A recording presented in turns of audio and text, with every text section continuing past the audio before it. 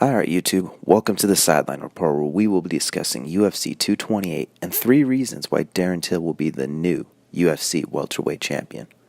Reason number 1, octagon control. Till does a great job of controlling where the fight takes place. He loves to push his opponents back to the cage where they can't move and tee off on him.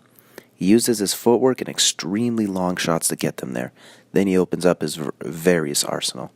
Here's an example of where he gets his opponent to the cage. He measures the distance with his lead hand and then uncorks a huge elbow to get the knockdown. We saw a similar type thing against Cowboy Cerrone, where he cornered him against the cage, where Cowboy doesn't like to be.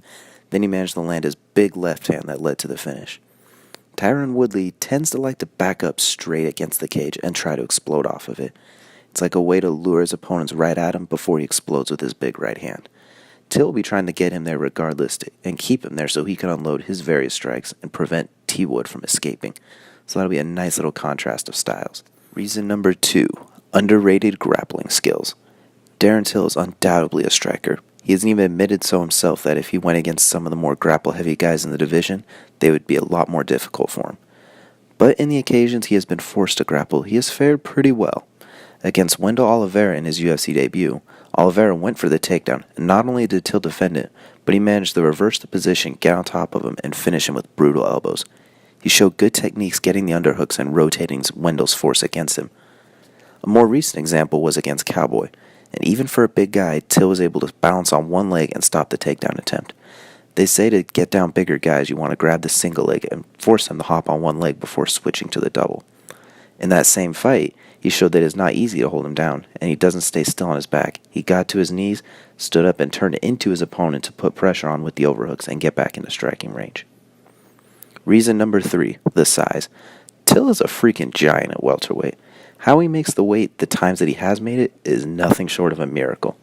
Woodley is a thick welterweight, but Till is tall, thick, and really lengthy, and he looks more like Luke Rockhold than any other welterweight. That will put stress on Woodley if he goes for a takedown and Till manages to defend it. He can lean his weight on Woodley's arms and tire them out, drain his power. Plus, in theory, he should be able to absorb shots better than other welterweights if the weight cut hasn't completely drained him. It might not necessarily be a weight thing, it could just be that he has an iron chin, but regardless, he should not be easy to put away. And on top of that, his power shots should have a lot more pop to them since he has so much weight behind them. All that being said, I'm excited for this matchup. 2 of the best welterweights around, and it's not only a contrast of styles, but a nice contrast of body builds. Tall, lengthy, big versus short, thick, and explosive.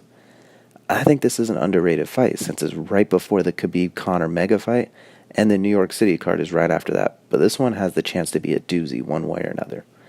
That's all I have for this video. Thanks for tuning in, and if you enjoy, feel free to subscribe for future content. Next up, we're going to do 3 reasons why Tyron Woodley will leave UFC 228 as the welterweight champion.